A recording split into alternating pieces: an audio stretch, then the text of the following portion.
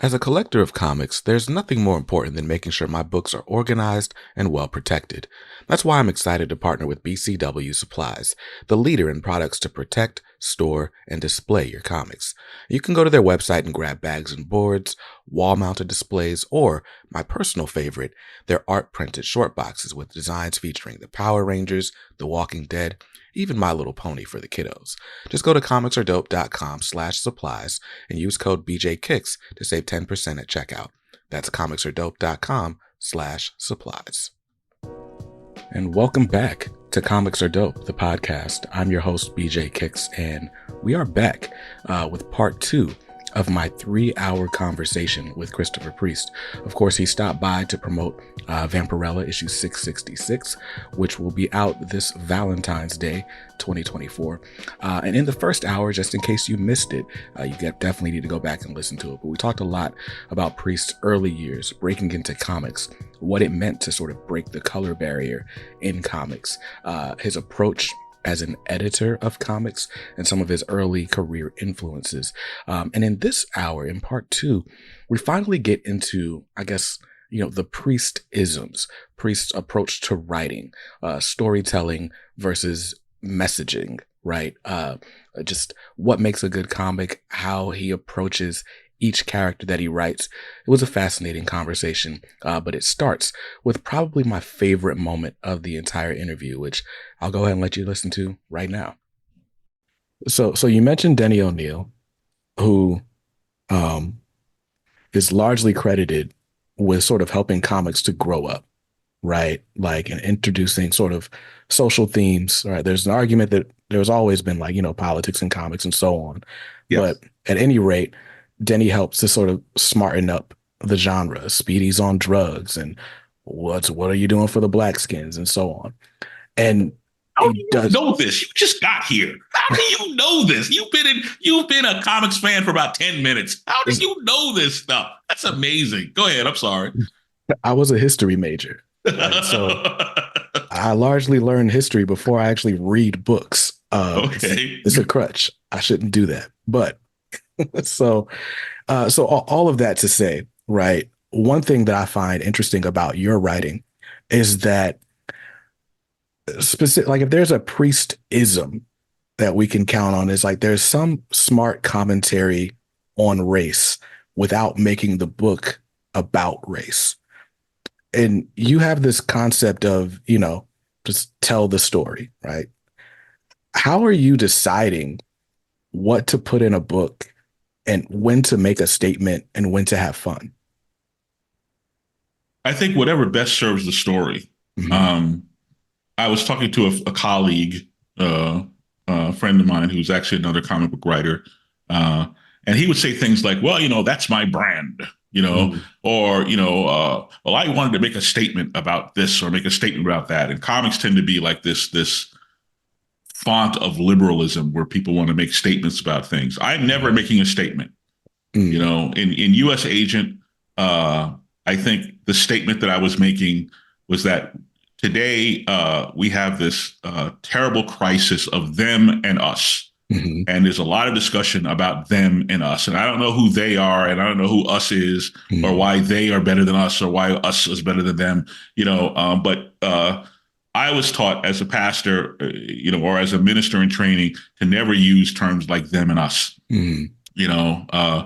You said you were a youth pastor. Yes. I dealt a lot. I used to love just dealing with the young people until the mommies wore me down and mm-hmm. just killed my spirit.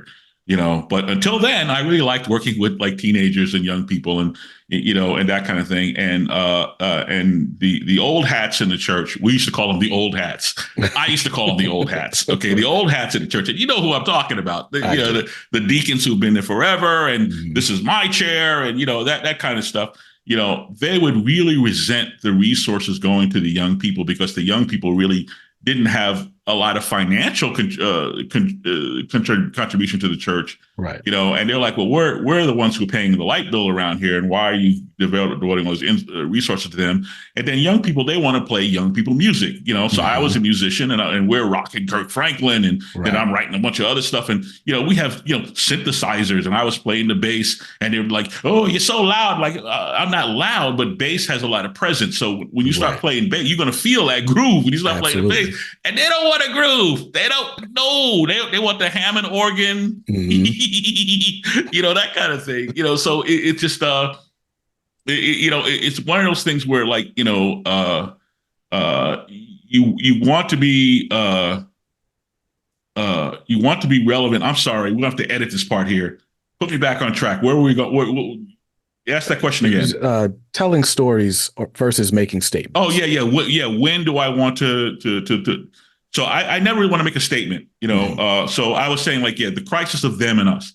All right. So, with the young people at church, I would go to my senior pastor, and I'd go, well, they said blah, blah, blah, and they're so opposed to us doing blah, blah. And he'd go, never say them and us. There is no they. There's just us. Here in America, we have this crisis now where we're so deeply divided, and it's getting crazy, and people are loading guns, and they're doing terrible things, and there's all this lying going on, and it's very childish, and all this talk about them and us. And I got to tell you, the only statement that I made, with U.S. Agent, where I dealt with some of this, issues, where I'm dealing with a kind of reactionary character, and he goes to West Virginia, and he has this encounter, and there's all this stuff going on, and there's all this talk of them and us, and at some point, I'm making the point that there really is no they. There is only us. Brandon, we're stuck with us. Right. And until we get that through our skulls and start lowering the temperature and going, look, we have to listen to each other. We have to put up with each other. Freedom is not about Brandon's right to blast hip hop. Right. Freedom is about being tolerant of the other guy's right to blast hip hop. That's what freedom is. Right. Freedom is about us working it out, us being neighbors. I used to live in a rural place, which I won't mention because I don't want people to find me. I'm hiding. But I used to live deep in the heart of conservative territory here, surrounded by neighbors who I know for a fact voted a certain way. And they could look at me at the color of my skin and know for a fact I didn't support their guy. Right. But these people, I can say without any hesitation, that these are people who loved me, who showed me love, who were there for me, who are there for me now. These are people who have keys to my house, people I rely on, who rely on me. They couldn't have been kinder. And though we disagree, and it's painful, it's too painful to talk about it. So we just don't talk about it. Remember the old days when politics and religion were not spoken of? We can handle the religion part because they're all kind of conservative Christians, but the politics stuff, we just leave that in the closet. Yeah. And I think that, as a nation, we have to find our way back there. But more to the point, we need leaders who are freaking grown-ups. Because a grown-up will tell you, if you've ever had children or you dealt with children, a grown-up will step in and go, now, you have to play nice together. You gotta put up with each other. Either that or we just give up this whole idea of America and about who we are. As far as when I put stuff in, as I said, it's whatever serves the story. If I think it makes an interesting story, it may have some flavor to it. I never set out to go, let me build this story around my personal agenda, whatever it may be. And we can have a conversation about separating art from conviction, So if I have a character who's using foul language, does that mean that I use foul language? Does that mean that I approve of foul language? Does that mean I approve of drinking or do I endorse this particular lifestyle or endorse this particular values? I'm an enigma. Woo! I won't say Right. because I want everybody to buy my comics. Whatever walk of life that you're in, you're welcome to the party. Hmm. Because if you were in my life, you would be welcome in my home, whether I Right. agree with you or not. Right. Because Brandon, if the things I don't believe in threaten the things I do believe in, then my belief doesn't really mean much, does it? It's true. I mean, there's all this like uproar about gay marriage, right? For Hmm. example, and they want to strike down gay marriage because it threatens, my marriage somehow. And I was like, well, if gay marriage threatens your, hetero marriage, then your hetero marriage probably doesn't really mean much. Mm. I mean, Right. I really want you to do you, and Hmm. I want me to do me, and and then I want us to all go out and have pizza, Right. and let's find something that we can do other than argue over who we're going to vote for, Right. or who we're going to sleep with, or whatever the story is. I just have no patience or no tolerance for that. But I Yeah. also don't want to push my agenda or write a story around, well, I feel this way, so you know, uh, I've put a lot of theology into Vampirella, Hmm. but I've put a lot of theology into Vampirella because it made a point in the story. It Right. worked for the character. There were, and it would just kind of like a lot of times we put nuns in a story and make them evil nuns who have stabbed people with knives, Right. or we have like, priests who end up being like these terrible people, Hmm. and I threw in this guy, Father Gutierrez, and Gutierrez, he's a character in the Vampirella book, and he's a straight up guy. And I based him on Edward James Olmos. Mm. Actually, I used to base him on the character he played, this guy, Lieutenant Castillo in Miami Vice, Gotcha. who was this soft spoken. He played it. He was a real understated, Hmm. amazing performance by Olmos. So Gutierrez, he wouldn't preach. He would not necessarily preach to Vampirella, but Hmm. he would say things to get her to think. Right. And then like in Superman, I don't know how I got away with this in Superman, but as Superman, I had like Lex Luthor, you know, uh, Lois Lane turns to Lex Luthor to help her solve some problem. Big Right. mistake because Lex Luthor is a complete jerk, but Lex Luthor was like, well, you got to have faith, Miss Lane. I personally have never really gotten into faith, but it's a great story. And he tells a story about these two guys walking down this road, To Emmaus. Right. the road to Emmaus, and this third guy shows up and they don't recognize him because you can't see his face. And we have these interstitial cutaways of like Hmm. Superman pounding the crap out of Luthor, but you can Hmm. never see Superman's face. You Hmm. know it's him because you can see his body, but you Right. can't see his face, and you're wondering like, what did Jan Jurgens lose a pencil? Like, why? What's going on here? And then you realize it's all part of a whole, Hmm. And then you get to the conclusion of the story where Lois like trumps him, Right. and comes around to the plot. Spoiler alert: she solves whatever the problem is, and she Hmm. says, "Oh, by the way, those two guys on the road. The reason why the guy didn't show him his face is that they didn't believe." And she Hmm. looks at Luthor in the eye and goes, "I believe," referring to believing in Superman. I believe Right. Luthor, and that's how she beats him at his own game. Now, see, now is that me just like, writing the story around my Christian faith, or is it Hmm. me going, well, here's an opportunity for me to like, kind of West Wing this stuff out. Like the West Wing, Right. Aaron Sorkin would always not just entertain us, but he would try to educate us. He Hmm. would throw in a little bit of this, a little bit of that, and I'd come away from that show just a tad bit smarter than when I went in. And if I Right. find one reader who goes and reads that Bible story about the two guys on the road to Emmaus, Hmm. then my work is done here. But that wasn't the goal of the story, but it served the story. So I think it felt right to put that in, if that Right. makes any sense. No, absolutely. And so I went, in my research for this episode, I went and read Power Man and Iron Fist. I think it's 123, right? Where there's this big bad mutated dude just running around like basically targeting black people. And like he won't kill white people, Like even to the point where the cop comes and saves the black guy and leaves the white guy sitting on the curb. Like, yeah, nah, you're safe. You're good.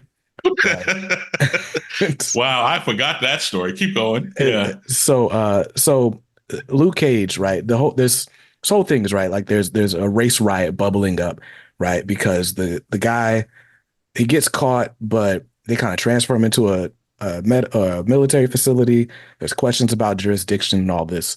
Um, and basically, Luke Cage is sort of fighting internally against this public sentiment that he's a sellout somehow because he's not going and, sticking it to this guy.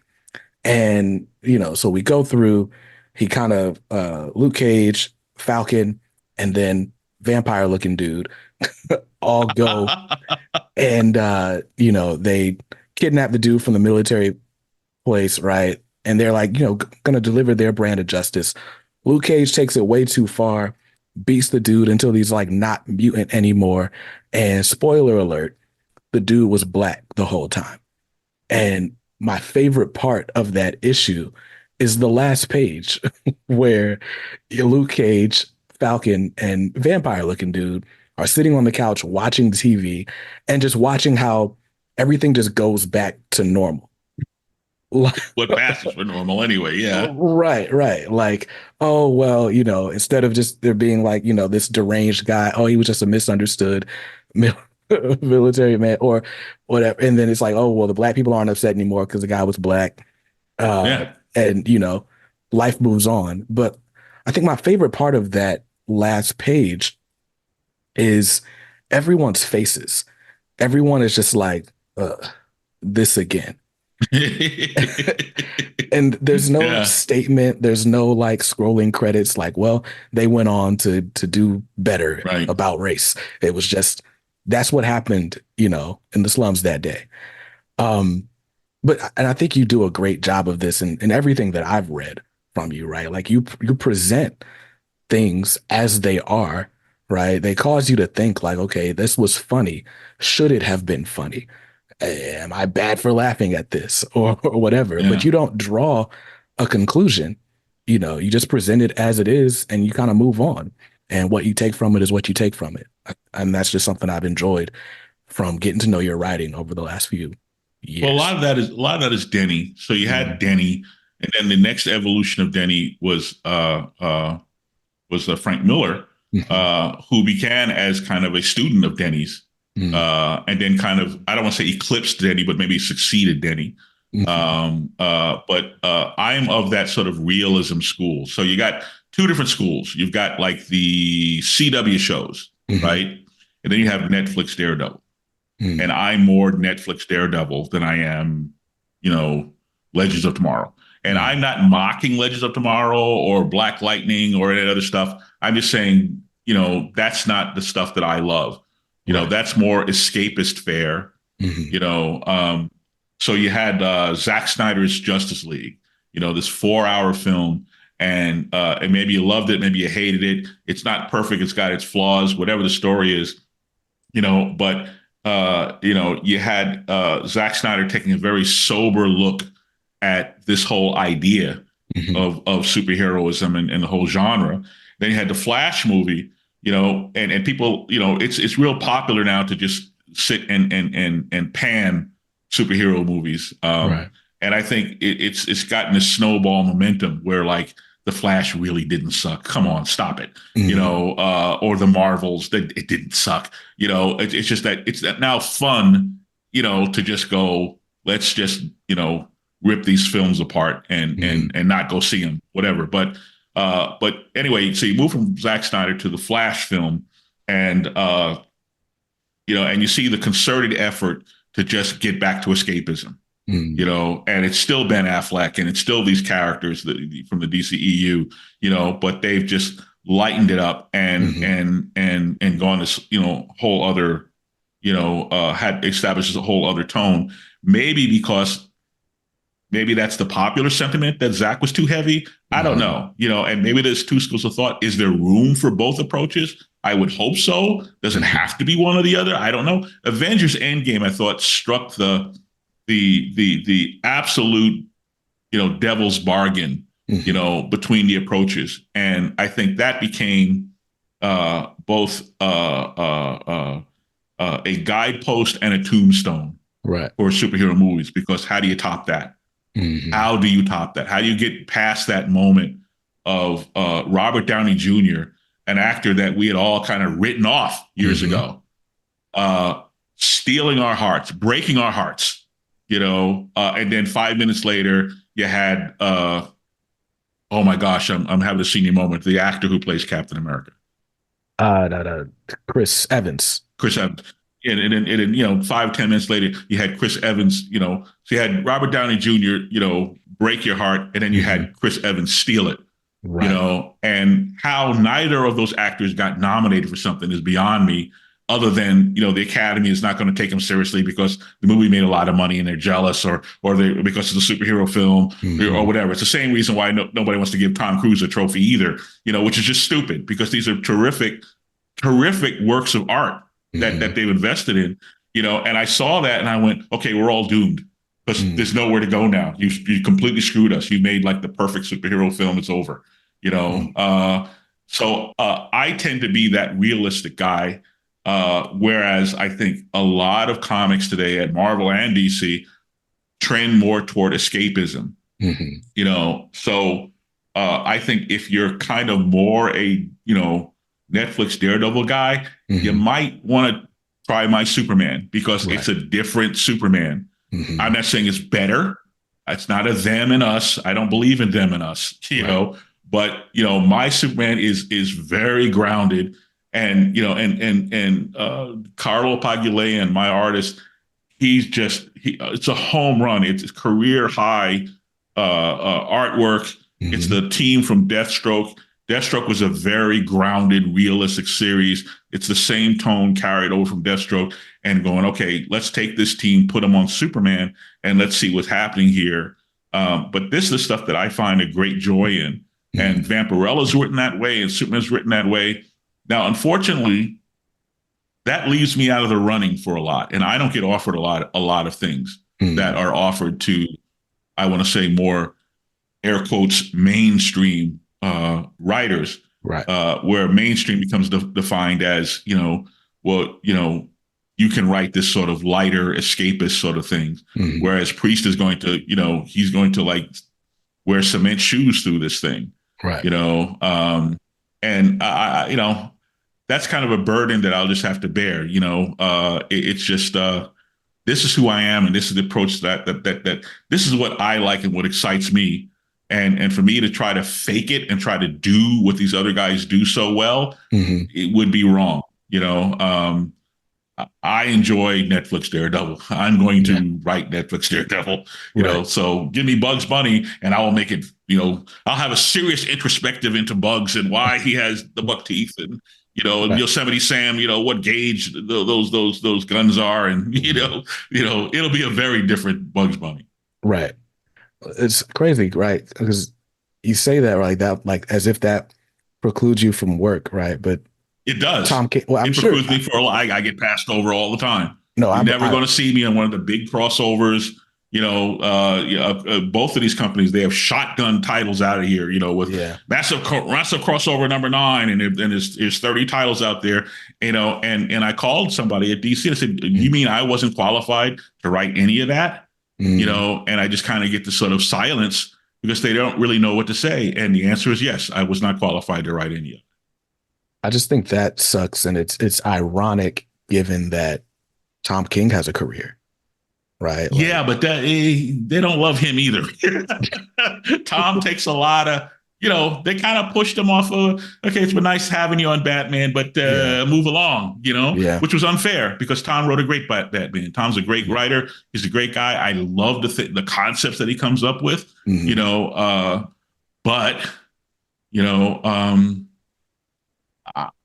I'm not a publisher. I don't have a publisher's responsibility. A publisher's responsibility is to keep the lights on, right. So I've never had the kind of numbers that would make the argument for them, to say, look, let's let Priest lead this next evolution of DC. I wish they would, because time's running out. I'm an old bastard. If you're going to hire me, get on board, Right. before that big stroke takes me out of here, but,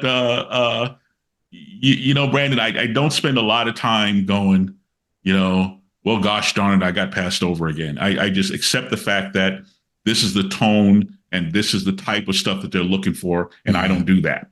Yeah. And I mean, you've left comics a couple of times, Yep. right? Just over sort of frustrations from the industry.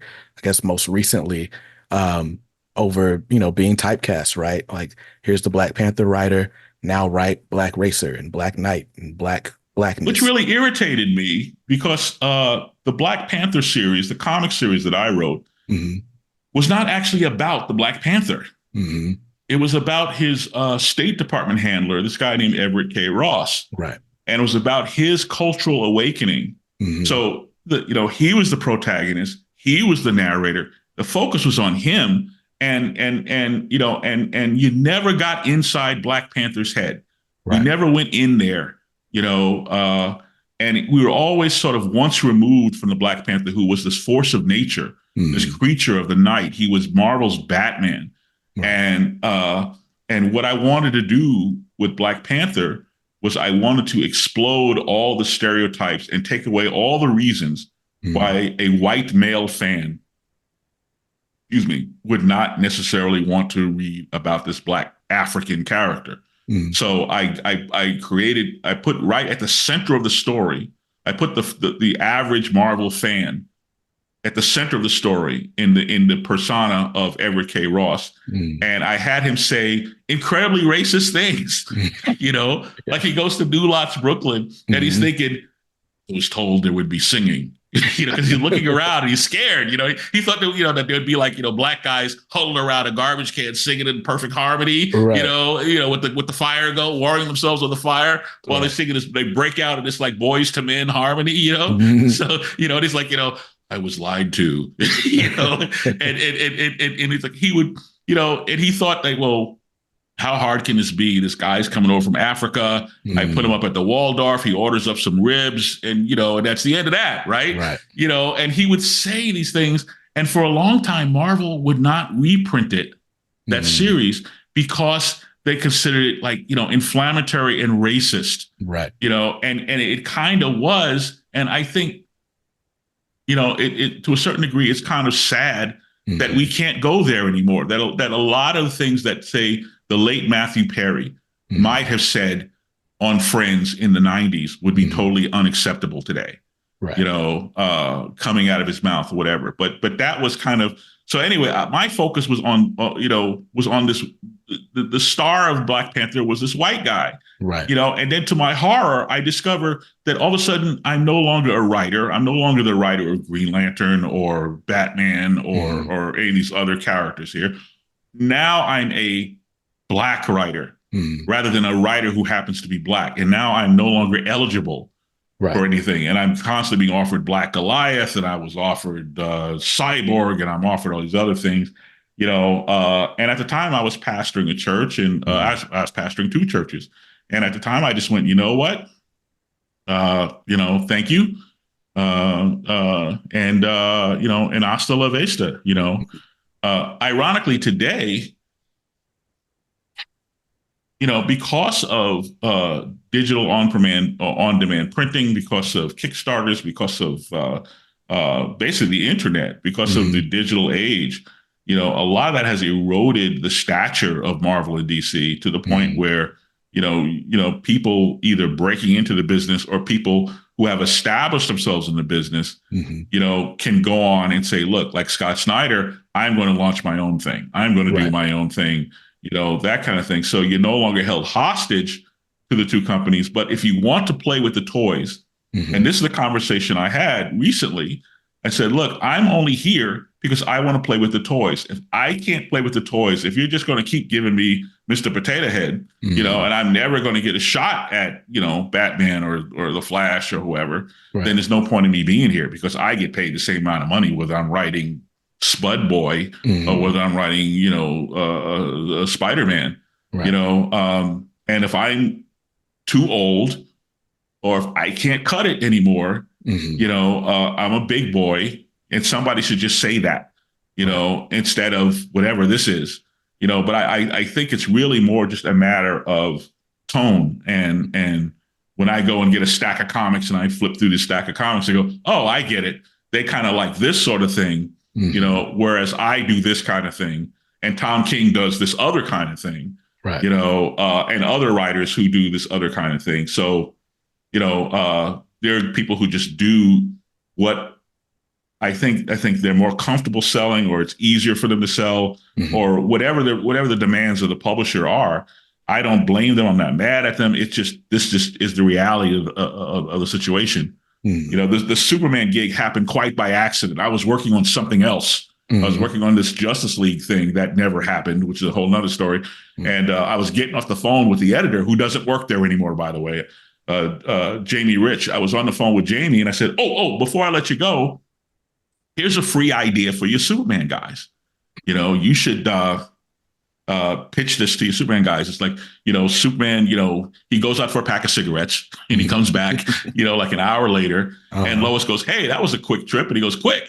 I've been gone for 20 years, Right. And the story is not about, like Superman Lost is not about Superman being lost in space. Right. And if readers have not bought it because they assume, that happens a lot, where readers assume they know what the story's about when they really don't. And they think, well, he just spent a year on War World. Do we really want to go there again and have this whole space odyssey thing? The book is not about him being lost in space. The book, he's back home by page 10 or whatever it is, Right. The book is about, he comes back and he can't fit back in his life anymore because he's been gone 20 years. Clark Kent goes back to work and he can't remember what he used to do here. Right. And everybody at the job, Perry and Jimmy, and they're all ghosts to him. These are dead people to him, and the story is about how Lois gets her guy back. Right. That's what the story is about. So I pitched this idea to Jamie, getting off the phone, blah, blah, blah. There you go. Free idea. Pitch that to your Superman guy. You guys should do something like that. That would be great. And Jamie goes, well, that sounds like something you ought to write. And I went, huh? And he says, well, why don't you write it? And I went, well, it never occurred to me to pitch it. And he goes, well, why not? And I wanted to say, because you don't let black people write Superman. You never had before. Yeah. I've been around for 45 years. No one's ever asked me to write Superman before. So Jamie actually got the ball rolling on this thing, and then he moved on to another company, and Brittany Holzer, who was my assistant editor on Deathstroke, who is familiar with working with me and with the team. She brought the whole team over. She coordinated the whole thing. She got, amazing work out of everybody. And it was a great book, so we just kind of, went from there. But yeah, it's just, I'm not the guy. I don't think that, if somebody was looking for a Superman writer, I don't think I'd get the call. Let's put it that way, because I want to write Netflix Daredevil. I want to write it too realistically. And if you go back and read, Denny O'Neil wrote Superman for like a week. He didn't like writing Superman. He got talked into it or dragged into it by Julie Schwartz. I don't know what the story was, but I asked him about that like years ago, and he just kind of rolled his eyes. Oh God, Superman, because he's not a Superman guy, but he got rid of Kryptonite, and then he moved Clark Kent from the newspaper to the TV. He said, like, what if this really was a guy, right? Clark Kent, who was secretly Superman, what would his life be like? And he did this sort of Netflix Daredevil thing to Superman, and it blew my mind as a kid. It just I went, oh wow. Because up until then, we've been seeing like Action Comics of Superman, and it's Mr. Mxyzptlk, and it's the villain of the week, and it's, Brainiac, and all this, this other stuff, But here's Denny O'Neil, who just did this amazing. He just grounded it in so much realism, and I loved it. I loved every page of it, So yeah, you give me the keys to Superman, and watch me dance, But I don't see that happening, because I don't think. It's not even that they don't want to publish it. I don't know that they can sell it. I think it's just a matter of what are the, why did they put Zack Snyder on a bus? I don't know. There's reasons for that. I'm not as dark as my work is not as dark as Zack Snyder, which I really don't think it's all that dark. But anyway, it's not as dark as Zack Snyder, but it's more Zack Snyder than it is, Legends of Tomorrow. So I don't know, but I try not to just sit here and go, ooh, I get passed over. I try not to do stuff like that because that gets you nowhere. Yeah. So Superman Lost is awesome. As we're recording this, a series just wrapped this week. Issue 10 just shipped. And it's got my favorite Superman page I've seen in at least the last year. That page where he's like dismantling the tank. Like, I just love that page. It looks amazing. Which was kind of thrown in there as an afterthought, by the way. And we had a guest artist, this guy, Jose Luis, come in because, of course, the calendar was killing us, and we had to get some help for Carlo, and this work came in, and it was just amazing, And he's a Jose Luis. He's a young guy who he hasn't yet had his big break. His where you get seated on a series and you get to do 20, 25 issues and really build something, cement something in there, like a million years ago, Michael Golden, they brought him in, they gave him a series called Micronauts, and he did like 6 issues of Micronauts, and that really kind of went boom. Michael Golden has arrived. Joe Quesada did this series called The Ray. Then he did this series called Azrael. Like every writer or artist, whatever, will have some marquee thing that kind of, all right, now we know who this person is. Yeah. So Jose is a guy to keep an eye on. I think, we're going to see more and more great stuff from him. And hopefully he will get his chance. He will get his spot somewhere where he can just do like, a set of something and really show what the guy can do. And his pencils, I think, look even better than his inks. I mean, his pencils look amazing. And I think we had some issues finding the right look for him in the finished art. Gotcha. So there was a couple of different inkers that are inking him this issue. And we got to see just a bunch of different approaches to inking this guy, but his pencils are unbelievable. They're really good. Speaking of cementing yourself as a comics professional, what is or being buried in cement as a comics professional? Go ahead. What does Willie Schubert mean to you? Willie is my voice.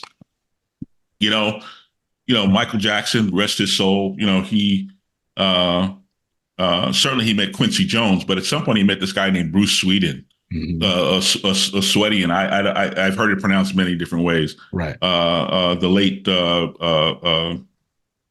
engineer. Yes. And an engineer, the ears on an engineer. I have been a music producer. I would come short of describing myself as an engineer. I've engineered my own sessions because I had to, right. But I would not call myself an engineer. But the most important thing for an engineer is the pair of ears. Yes. And Bruce Swedian kind of developed the Michael Jackson sound. And the way he did that was he had these this was back before computers, so he had these giant multi-track machines that had 2-inch tape, these big giant Scully machines or a Sony machine or whatever, and then he took 2 of them and he linked them together with this piece of code, and we would call it SMPTE code or whatever, that would like lock the 2 machines up.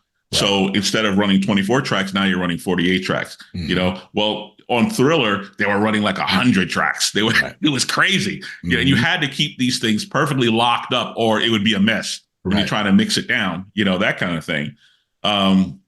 So a lot of what you hear or what we have come to know from Michael, is that Bruce Swedian sound, and for me, in comics, Willie Schubert, who I met when I was an editor at DC in the 90s, and he was working for me on the Question Quarterly and I think some other things.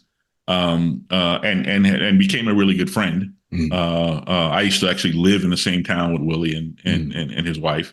I describe Willie as my voice because we've been working together so long and doing this so for so many years that I really know what I'm getting from him, and then we developed this sort of, actually it's on him. He developed, but at some point we developed this kind of approach that reminds you of a letterer named John Workman.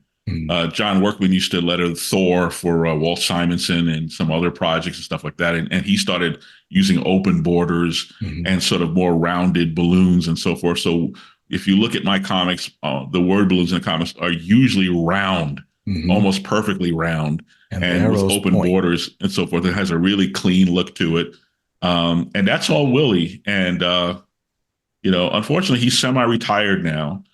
So he will be lettering my Vampirella book, at least for, I think, 5 or 6 issues. Okay. But beyond that, I'm not sure, because he's busy traveling around visiting the Grand Tetons or whatever he's doing, But yeah, he's a good pal, and I describe him as my voice. He's to me what Bruce Sweetie was to Michael Jackson. He kind of defines, the sound of Priest comics. Yeah, it's like, just, I guess, reading so many of your books back to back, it just dawned on me, like, maybe 3 issues ago. I'm like, oh snap, all of these look the same. Oh, it's the same guy on all of them. Yeah. When I work for Marvel has contracts with some big lettering houses. So we've tried to get Willie in there, but unfortunately, that has not happened. And now that he's really cut back, I don't know that he's interested in it happening. So, Got you. And so, speaking of Willie, I guess it's the best time to transition into, right, the blackout storytelling style that you use, right? The title cards. The title cards. Talking about. Yeah, exactly. Where did that come from, and how did it become a mainstay? Well, that came from Quantum and Woody, a book that I developed for Acclaim Comics. And Acclaim was kind of one of the various iterations of Valiant Comics. And Finn Nicieza called me and asked me to develop a buddy superhero book similar to Power Man and Iron Fist. So I developed that for Acclaim with my partner, Doc Bright, who was the artist on Power Man and Iron Fist. So, well, you might as well get the whole team. Right. So we went over there to Valiant and to Acclaim, and created Quantum and Woody. I really want to say that began kind of out of panic, where I was like, okay, we're doing this first issue. And Acclaim had launched like a bunch of first issues. And I was so tired of reading origin stories, and I imagine the readers were too. And I was like, let's just get to it. Like, can we just get to it? Can we just like right on page 2 or page 3, whatever, bang, they've got their costumes and their powers and they're doing whatever they're doing and blah, blah, blah, blah, and we'll just tell the story out of sequence.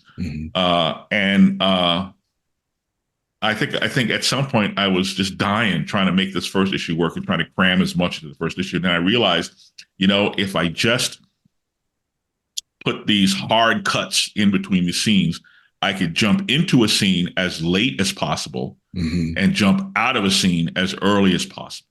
And this is how it would work with like the sitcom Frasier, where they could cram in so much story because they get into the scene late and they bail on the scene as soon as they can, as soon as they possibly can get out. Boom, they're gone, and they use these title cards, and you had a little funny title that would go in there that would be entertaining and so forth. So when I started on Black Panther, I turned in the first issue of Black Panther for Marvel Knights for Joe Quesada and Jimmy Palmiotti and Nancy Dakazian, and they rejected it. The first issue that I wrote it in a very Don McGregor style, because Don was like my hero, because Don was like, he's the man for Black Panther, right? So, my first issue of Black Panther was like, stalking through the night, the jungle cat, creeps out of the mist and blah, blah, blah, right? So I'm writing a very typical Black Panther, and Joe, Jimmy, they got me on a conference call. I was like, what the hell are you doing? What do you mean? He goes, no, we want that that what you did in Quantum Woody, what that crazy, out of sequence, really? He goes, yeah, no, you want, and I think that, you know, uh, what I really wanted to bring to the party in terms of Black Panther, well, one of the many things I wanted to bring to the party, I warned them about this when they hired me, is that, by the way, it's going to be funny. I mean, it's going to be serious. It's going to have a serious tone to it, but there's going to be like lots of humor in it. Because I never understood why Black Panther was just so. It was like reading a textbook. It was just so humorless, It was kind of like, okay, it's like Tarzan comics. Why are Tarzan comics so boring? Right. Let me write Tarzan. I'll fix Tarzan too. So the cutaways and the title cards that gave us a chance to kind of inject some of that humor into it. And by the way, just my little 2 cents to the next generation of Black Panther writers is that I'm not sure why, but after I left, they went right back to making Black Panther like not they kind of took the humor out of it, and I was like, well, watch the movie. At least Ryan Coogler got it right. He went, what? There's no reason why this has to be, so serious as right. The Joker might say, so I would just, my wish to the future generation of Black Panther writers is put some comic relief in there. Right. There's still ways to tell a very serious story and to take it, because a lot of people be like, oh, it's my chance to, put my stamp on this legacy and it's a legacy character and all this other stuff. Yeah, but if you don't make it fun, no one's going to read it, But yeah, but that's where that came from. Now, how it kept going, I think when I was hired for Deathstroke,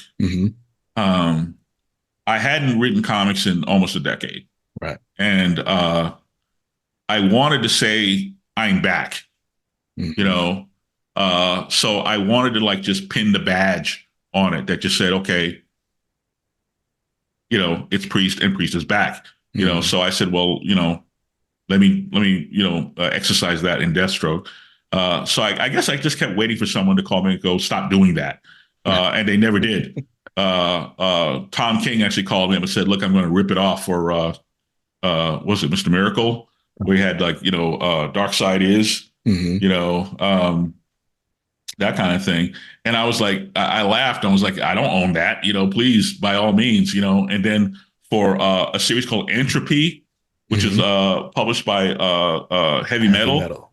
I went ahead and ripped off Tom King, and I had like Keiko is in these little black boxes there every now and then. Now, who's Keiko? It's a whole story. We won't chase that rabbit, but it's a character from Heavy Metal, but I did that as a nod to Tom King, who did it as kind of a nod to Jack Kirby, that kind of thing. But it's all sort of like a fraternity. Tom has been incredibly kind to me. And I love him a lot. He's a tremendous writer, but he's also like this incredible guy, and so we just kind of, anyway, so yeah, it just kind of stuck around, and I enjoy doing it. And like I said, it's just, now it's just become kind of a trademark because, I could probably take it out or not do it. But then it's like now the transitions will take longer to do because I can't cut them quite as close. Right. Or now my comics start to read like everybody else's comics, where they have like the location box, Metropolis, 8 o'clock, that kind of thing. Yeah. And there's a lot of sameism, going there. So at least when you read one of my comics, I wrote it, I guess. For sure. I'm just looking at the time. How much time do we have? Don't matter to me. I got nothing to do. Okay, cool. So you're the one who's got to chop this up and make some sense out of it. That's true. I do have to do that. Take your time. But so that's really cool. For what it's worth, right? I feel the nonlinear storytelling, it kind of forces a reread, right? Like you feel like once the story finally comes together, um, Yeah. no matter how long it takes, then it's like, oh snap, that's really cool. Did I miss something? Let's read Yeah. it again. Yeah. Right. So Superman Lost was the first time I read one of your books month to month. Well, no, it wasn't. First was Black Adam. I followed Black Adam up until issue 6. And Hmm. then it was like, up next, Dark Crisis. And I was like, wait, how did what? and and I was like, all right, I'm gonna keep buying these, but I'm gonna read them when they're all collected. Okay. And but no, it really does, like it's fun to read month to month. I love the suspense, right?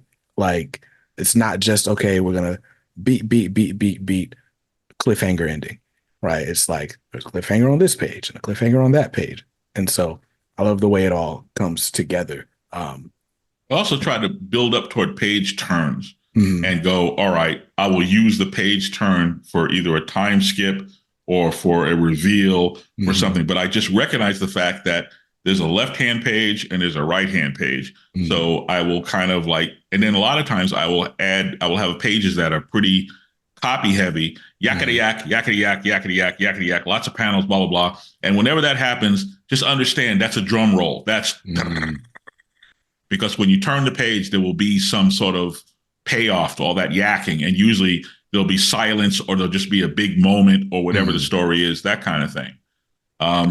Just briefly about Black Adam. Uh, so I gave well, first of all, I didn't know Black Adam was a limited series. mhm, Um, in all our conversations, that little detail was not, you know, because I was laying out all this, I was making all this paella. I was making mhm, all this pasta, a big meal.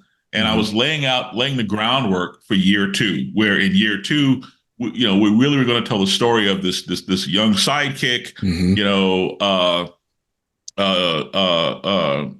and the battle, the contest for his soul, Right. because here's a good young man, Mhm, and it's a metaphor for young Black men in our society mhm, where they're facing these certain challenges, and they could go this way or they could go that way, mhm. and you give them this enormous power, and it's like, how do you want to shape this person? So and Black Adam issue 1 is a perfect example of what I was talking about earlier, Mhm. where I worked with the editor, we developed the character, we developed the issue, the editor signed off on it, everybody loved it, it went up the chain of command at DC. At DC loved it. It was not a problem with DC. And Mhm. then and then it goes up to the lawyer and standard practices, and it comes back Mhm. and it looks like it's got measles, and they want to cut all of Malik is Bolt Yes. is Black Adam's sidekick. So Malik is based on Chris Rock. I might as well say so. It was based Mhm. on Chris Rock. So if Okay. you go back and read Black Adam #1, and then hear Chris's voice coming out of Yes. that character's mouth, Mhm. where he's like, he's like this intern at this hospital, Right. Black Adam walks in his civilian garb. He walks in as Theo, in his human garb, you know, and Malik has no idea who this guy is, and he's like, Mhm. "Well, you got to wait outside." And he's like, "Well, I didn't talk to you now." It's like, doesn't matter, He's like, and Theo is like, "Yes, but I am the Shah of Kahndaq. I am the ruler of blah blah blah." Mhm. And he's like, "Doesn't matter, Prince, Michael Jackson, all got to wait outside, that kind of Right. thing.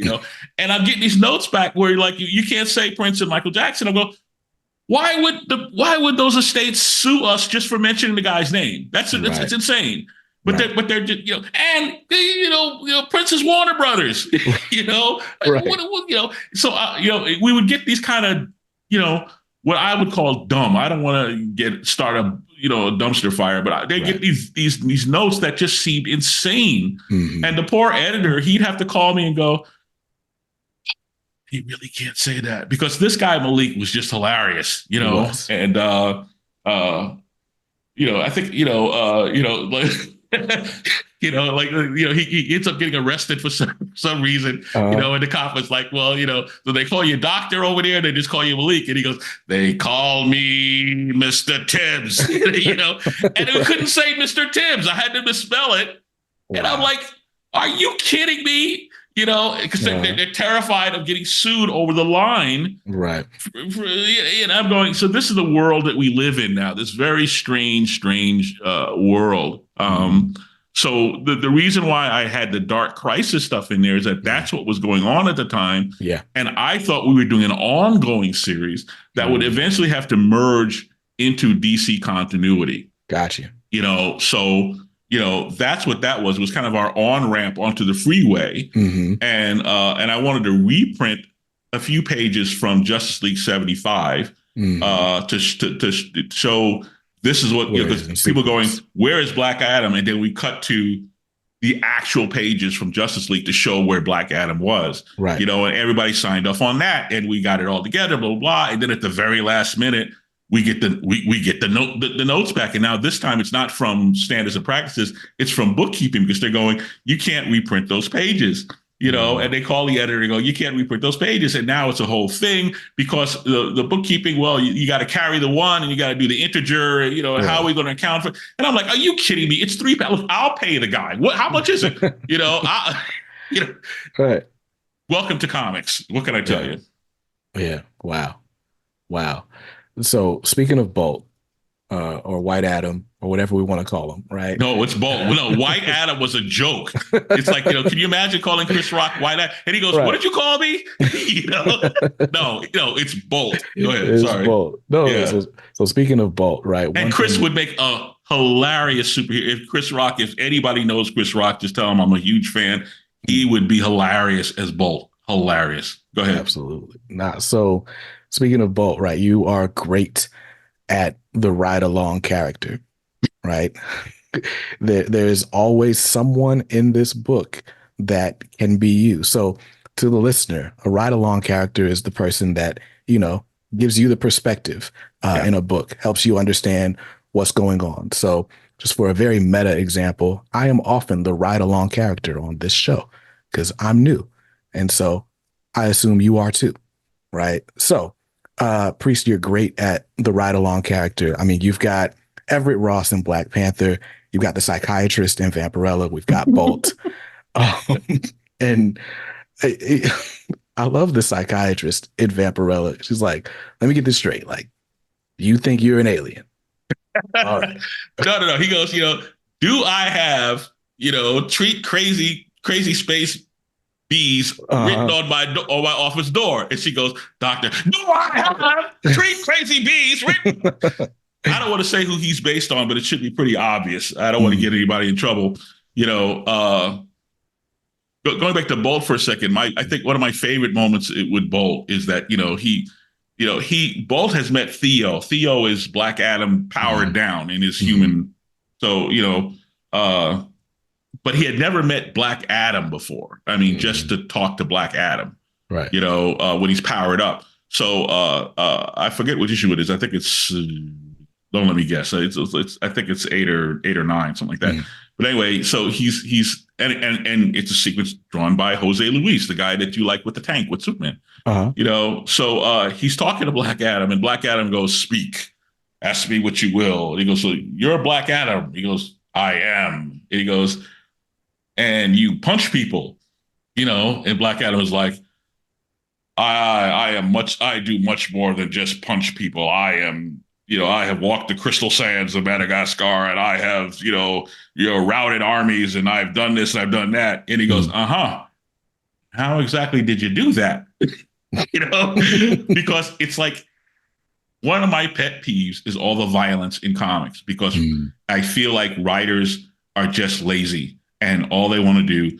Once upon a time, I heard Chris Claremont say, the fights are BS. And I was shocked. I was like, what? Clutch the pearls? What are you talking about? Fights are like a staple of superhero comics. But he was right. And he was like, it's the least imaginative thing that we do is, and I know that at some point in every issue, there needs to be action. And when the editor calls for action, 9 out of 10 times what the editor is talking about is violence. So Superman Lost, I wrote 10 issues of Superman where he doesn't throw a punch. I was determined that he was not going to throw a single punch because I'm tired of it. Because it's not just, that the violence has just kind of, gotten out of hand, but that just like with Larry in those pages, those G.I. Joe pages that were demonstrating how he could write this scene, he wrote the scene that introduced Snake Eyes. And Snake Eyes doesn't speak, and he has no thought balloons. And Larry expertly defined that character in a brief opening scene, introduced that character to the reader without any of those crutches. And it was just beautifully done. So I'm not saying Superman can never punch anybody. I'm just saying that my idea of Superman is that he uses his powers for good and for the betterment of mankind. And he uses powers in creative ways to solve problems. And somehow over the years, it's just become now, every time I look at Superman, he's on the cover of the magazine going, punch, Hulk smash, Right. That's not Superman. Right.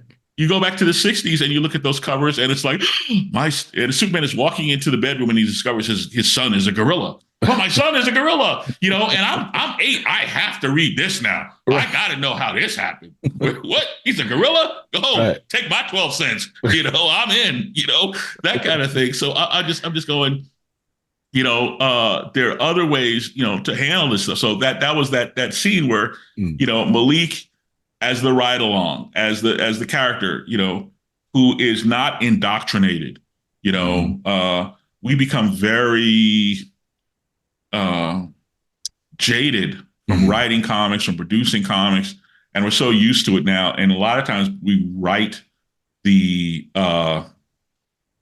world like the average person on the street in the DC universe is so accustomed to flying superheroes and so forth that, we've lost some of that, which is what would happen in real life if you saw a flying person, or someone lift a truck over their head. There would be this awe, and we've lost that, and we've just kind of retreated into this, fisticuffs thing here.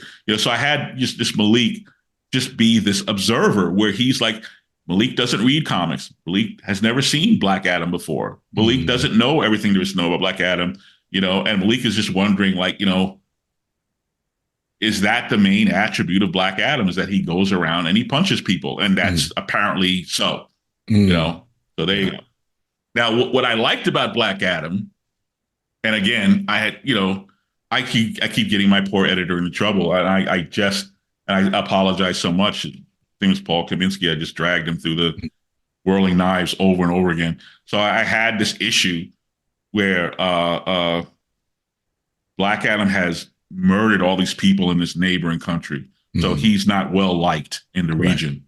So we had this rogue pilot flying out of Jordan. It was Jordan, and then we stripped the plane to make it just generic Islamic country. Okay. And he's flying this plane and he's going to attack Kahndaq because his wife and kids were killed in Black Adam's attack. And Black Adam is all but pleading with him, please don't do this. Please don't make me have to stop you. And he's talking to the guy on the radio, on the headset, and he can't talk the guy out of it because that's the world that we live in here. Yeah. So Black Adam flies up and he destroys this fighter jet. And it's this powerfully emotional moment. It's the last pages drawn by my artist, oh my gosh, Rafa Sandoval. Gorgeous work, where he destroys his plane and he becomes consumed in the flames and he turns away from the camera. But there's this sort of obvious regret. And Black Adam realizes how utterly cursed he is. Yeah. Okay. And then 2 issues later, there's a passenger jet about to crash into downtown Tel Aviv. And Black Adam's flying overhead. He sees his plane getting ready to crash. And he does a Superman. He flies on the plane and he adds some lift and he keeps the plane from crashing into the city. Right. Okay. So now he's got a real problem on his hands because now there's a huge revolt going on in his own company, in his own country, because he destroyed the Islamic plane while he saved the Jewish plane. And that's where we were going with Black Adam. And I thought that we would have time to explore these kind of ideas. And all this stuff makes the publisher understandably very nervous, especially now, obviously, with the conflict that's going on. But this is the headlock. When you're writing a character, you always want to find a way to put that person into a no-win scenario. That's what Stan Lee taught us with Spider-Man, is that this guy can't win. He can stop Doc Ock from blowing up the Empire State Building, or he can race home and plug in Aunt May's iron lung, but he can't do both. Right. So you find that headlock to put the character in. And Black Adam, we just had a ton of fun and a lot more places to go with that character. And then I went, oh, it's over the series. It's over. Bye-bye. And I went, oh, okay. So oops. There you go. Jeez. So, man, you mentioned Dennis Cowan earlier. Hang on one second. I'm sorry. Okay. Hang on 1 second. Sure. Sorry, I had to tell Alexa to turn the heat down because I'm starting to roast in here. No worries. All right, Dennis Cowan, go. Yeah, you mentioned Dennis Cowan earlier, who I have interviewed here, and is a very cool guy. A very cool guy. So anyway, I'm kind of known. He's very thoughtful, and he has a lot of self-deprecating humor, and yeah. I can't really do him that well, but I love Dennis. I am very grateful that at our advanced age, we still bump into each other on the road quite a bit, and we get to hang out a little bit. Go. I'm sorry. I'm finally going to New York Comic Con next year. I hope to run into him. That'll be fun. Well, he lives in California. I don't know if he's going to New York, so we'll find out. But he lives in Los Angeles. Got you. Okay. So speaking of Dennis Cowan, you created this logo. And this is the Milestone logo. Got it. So, and you were a part of the group that ideated Milestone. You ultimately ended up serving as the editorial liaison. And my audience would think I had grown an extra head if I didn't ask you about your time at Milestone and I guess how fun it was. Oh, it was never fun. There was no, there was no fun to be had. So for clarity, I was never part of Milestone. I was part of the group that later became Milestone. We were called, and I think I came up with this. It was either me or Derek, but one of us had lacked imagination. We were called Creative Partners Limited. I don't know why we were limited or what we were limited to. I don't know where that came from, but it was a really bad idea. Dennis and I believe Derek Dingle and wow, I'm having crazy senior moments. So Dwayne McDuffie and Michael Davis. Michael. So I think Dennis and Derek, kind of got this ball rolling, possibly with Michael. But I got a call from Dennis, inviting me to this idea.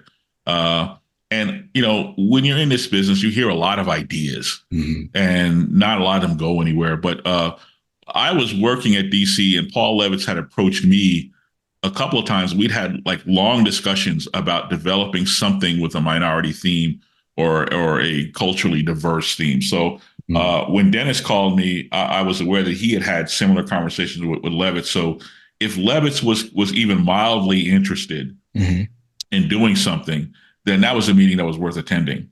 So I think he invited a bunch of us, and he invited Mark Bright, and then Mark didn't show up. Mark ended up drawing Icon and Rocket, of course, but he was invited to the partnership meeting, and he was like, "I'm not going to that." I was like, "Okay," and we all met in Michael Davis's kitchen. And we started pitching around ideas for the core characters and certain archetypes and so forth like that. And everybody pretty much brought something to the table. Now it's worth noting that we all worked on all the characters. So it's kind of like the Beatles. We all kind of, no matter who brought what to the table, but we all, kind of, worked on things. And then at some point, I think I named most of the characters. I named Static and Hardware and Icon and Rocket were first called something else. They were called Paragon and something else, whatever. And that was my hip pocket character. I brought that to the table, and I wanted Rocket to be a unwed mother, and Dwayne brought the hardware there, and Dennis had this idea for what later became Blood Syndicate, and and I named like Wise Son after one of my childhood friends, this guy Keith McKinney. Wise Son was like his righteous name when he became 5%er. Yeah, and a bunch of those characters in the in the syndicate. And then at some point, I think we were missing something, and we couldn't figure out what it was. It was like, well, something we're missing. I said, well, I know what we're missing. We're missing kind of like a Spider-Man archetype, like a kid character, like a young, character. And Dwayne goes, oh, I got something like that. And he starts pitching, and the character that became Static, it just came like fully formed out of Dwayne's mouth. We didn't touch it. That was just, he just came, he just spit out this character, right. And I said, oh, I got the perfect name. We have to call him Static, right? Because James Brown had this song out at the time, Static, don't start none, won't be none, and we all thought that was really great. We had a big laugh, and then we went out for pizza or whatever we did, that kind of thing. We worked 18 months on this thing. Paul Levitz at DC Comics, he was he wasn't the publisher. Jeanette was the publisher, but he was he the publisher? President? He was senior vice president. He might have been publisher. He might have been senior vice president and publisher, and Jeanette was president and something creative director, or however those titles worked. Paul ultimately had to sell it to Jeanette, so he was the gatekeeper. Gotcha. Jeanette could always be above the fray. Jeanette was like, oh, hello, guys. How are you doing? Hello. She was always very friendly, and she would like buy us expensive gifts. Like I would get like this gift from Jeanette, like this art book that like weighed a ton, and it must have cost her $100. And I'm going, wow. I loved Jeanette Kahn unconditionally. Oh, my God. What a wonderful person, this lady, and Paul was kind of the firewall between the studio and the publisher. So we didn't have the kind of interference. I don't want to say interference. Don't get mad at me, DC. We don't have the kind of input, let's say, right, from the studio that we have now, because now it's all one company. They move the publishing into the studio headquarters, and they're right down the hall, nosing into everything, But Paul, in those days, he was our champion. He stood at the gate with this flaming sword, and he kept like the Warner Brothers executives out of our hair for years. That's what Paul did, So it was arduous work. It was straining on relationships, straining on marriages. I'm pretty sure that it torpedoed my marriage. I think it was hard for some spouses to believe that we were spending 18, 19 hours, on these projects, so that I was at DC well into the night working on Jim Chadwick. Jim Chadwick was an editor at DC, and he just recently retired. And I was in Jim Chadwick's office working on his computer, doing design layouts, and I, and then I'd be on the phone with Derek Dingle, and Derek Dingle is at he worked for Black Enterprise magazine. Right. So it's like 1 o'clock in the morning, and we're still at the office. I'm at DC, he's at Black Enterprise. We're on the phone working, developing these pitches and so forth. And then all our weekends we're camped out at Dennis's house, which must have made his significant other feel great about like all these guys sitting in the living room, right? Developing this stuff. It was incredibly hard work, over a year and a half of incredible hard work. And I left over internal differences that I don't want to go into, but we got to the contract. We got to the point of, all right, Paul said this is good enough. We can, and he developed this very unique business relationship, that we could be an independent entity. And then we kind of stubbed our toe with sort of an internal conflict. And I said, look, if Paul finds out that we're fussing with each other, he might pull the plug on this thing. Mm. And I would rather that Milestone exist than that I be a part of it. So I didn't want to take down the whole idea just because, I was having, this conflict, which, in retrospect, well, I don't want to say I was proven right, but I want to say in retrospect, I think, things could have gone much better on all sides. But however it worked out, they came back from a meeting with Paul. We had pitched it, all five of us. And then we had to, and I wrote the Bible, the original Milestone Bible. So I fleshed out a lot of the world. I created Dakota, and I created a lot of the geography and the history behind this and that, and how this stuff all fits together. And, I just made all that stuff up, Right. And then once we got through the looking glass, Paul said, all right, let's do it, but you guys need a better name. I think it was Paul who said, you guys, need a better name. And I don't know who came up with Milestone. Somebody smarter than me, because I wasn't there. Somebody, right. But so I heard from them after the fact, and they said, well, we're going to now call ourselves Milestone. And I went, well, you're going to need a logo, well, I didn't tell them that they're going to need a logo. I just said, well, I was going to reprint the pitch document and the Bible and take my name off of it. So I stayed up all night went to Kinko's, and I made these new presentations, added new stuff to the Bible or whatever we had added to the thing. And I said, well, we can't send it in like this. It needs to have a logo on it. So again, I went back to Jim Chadwick's office, and this was back in the 90s or the early 90s. And, I couldn't afford the kind of design software that DC had there. So I would have to go physically to the office to do this.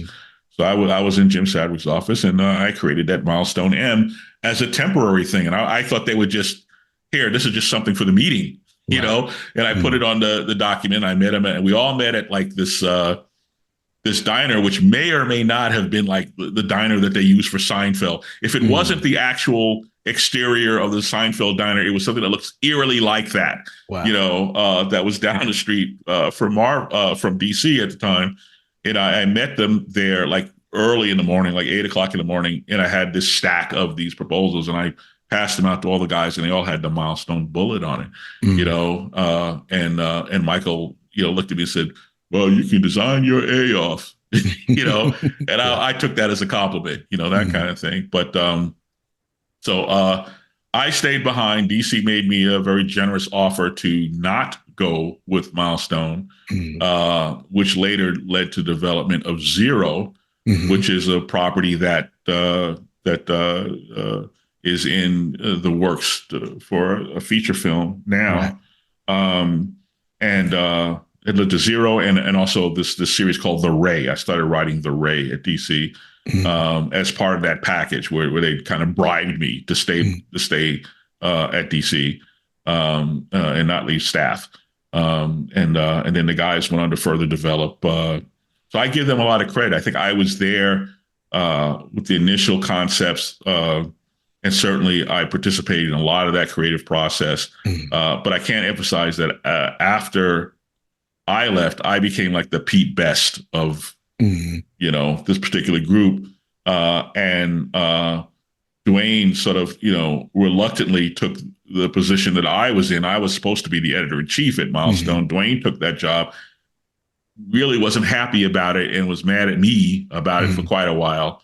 But Dwayne led the major creative development work. They started taking it into really fleshing out everything and developing it from there. And so I give them all the credit for that. So at some point they were inducted into like the Comic Book Hall of Fame or something like that. And they invited me to go, and I really thought about it. And I wanted to go.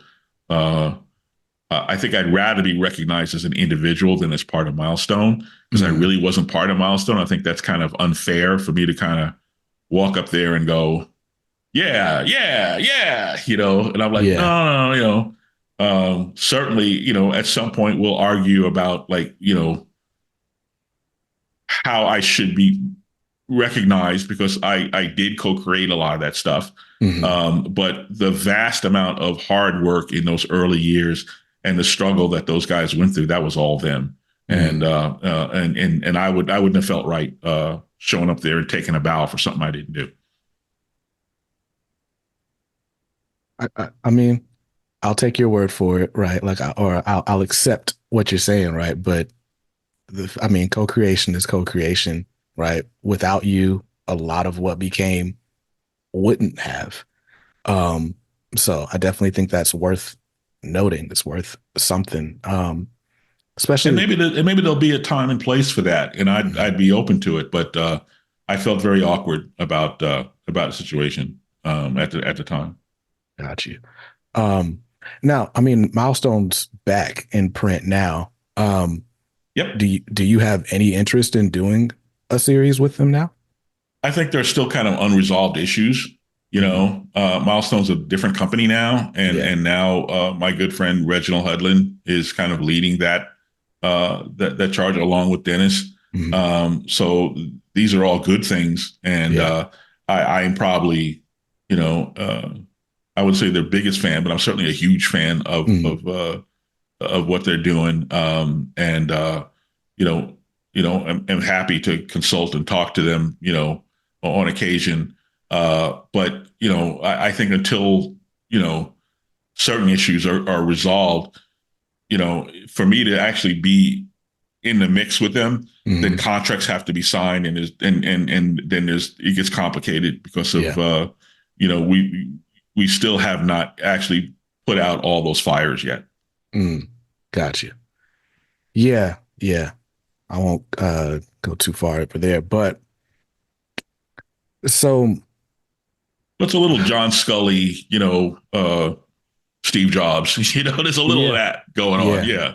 If Yeah. just to give you an idea. Go Yeah, ahead. no, and there's been a lot of that kind of just bubbling up as of Yeah. late, Yeah. which is unfortunate. I just, It's I hope business. just, yeah, It, yeah, but as I said to Dennis, and I'll say it publicly, what I said privately to him, I said, look, business is business, but you're my brother and I love you. And that's never going to change, mhm, so don't let any of the BS, cloud that. I mean, families fight. They yeah, do, yeah, but that doesn't mean we don't love each other. for sure, for sure. And that's where we'll leave it for hour two of my conversation with Priest. In hour three, we pick up firmly in the present. We talk about his creator owned series Zero from back in the 90s that is now being developed for a major motion picture and what it's been like trying to get that from the page to the screen. And then, of course, we talk about Vampirella, why he decided to write it, what his approach to the character has been, and what you can expect from issue 666, which is out this February 14th. So definitely stay tuned for that. And I should remind you that if you don't want to wait, you can watch the full 3-hour interview on video on our YouTube channel. It's live for channel members right now. You can join for $1.99, which is basically like a tip jar. Or if you want to be like a producer on the channel, you can join for the price of $4.99 and get some really cool extras. And it really does help the Comics Are Dope efforts go a lot further. So I'd encourage you to check it out there. But until next time, stay safe, stay awesome, and read something dope today. Peace.